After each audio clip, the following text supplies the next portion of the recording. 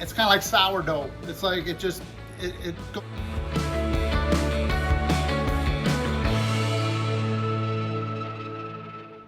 Hey guys, this is Mike with Jalopy Johnson Garage, and I'm gonna give you a quick tip. Nothing new, it's a tip that you probably seen before. It's how to make old wood, how to make new wood look old with vinegar and steel wool. It's out there, Google it, YouTube it. You're gonna find a whole bunch of people doing it. Let me just say it's science, but it's not science. Here's what I do.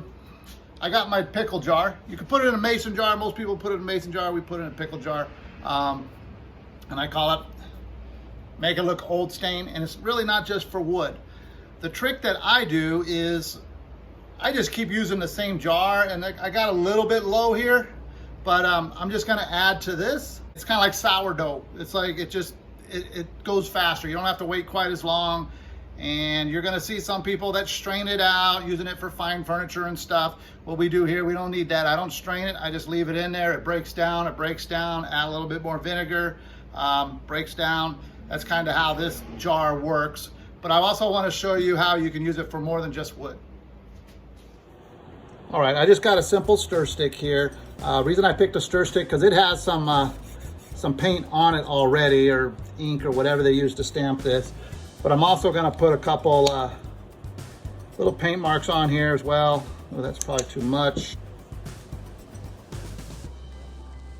We'll do a couple colors so you can get the idea. I have the orange from I just was using these on another project, but. All right, so we got our paint colors. This won't take that long to dry.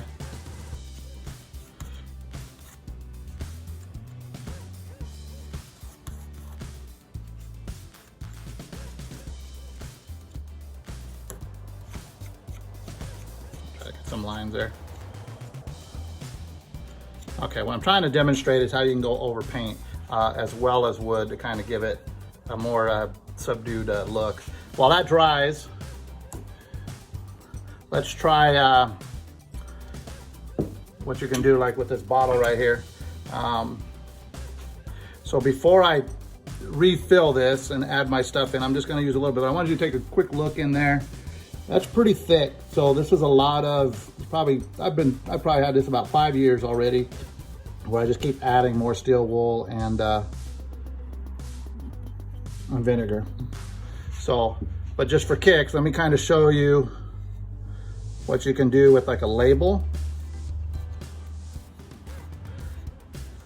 Now this is because this is so much rust concentrate in there from the steel wool. It has that tint to it.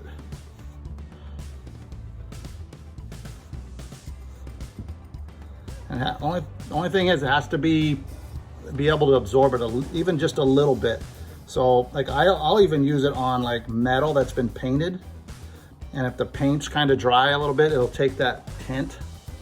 It won't do it like on an enamel type of piece, but yeah, that will end up drying a little bit, and then you just kind of polish it off, and it'll have that, instead of bright white, it's got that aged look on it.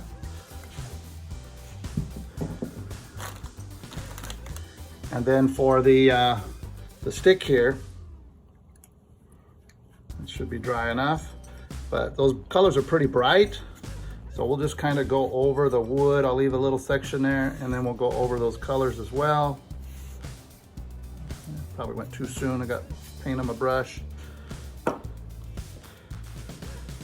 But you can see it just gives it a dingy look. So don't be afraid to use this stuff on painted products, but especially for wood, it actually penetrates the wood, and there's a chemical reaction with the talons that will make it turn different colors. Anyhow, I'm gonna go ahead and increase my batch.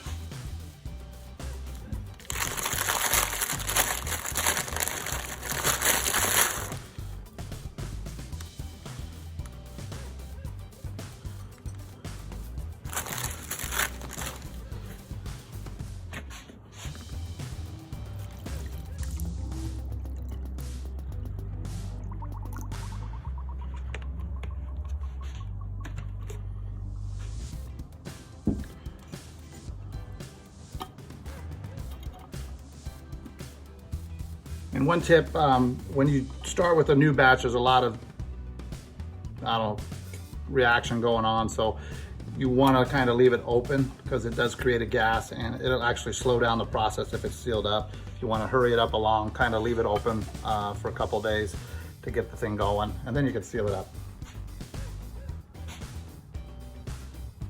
And sometimes it's that easy.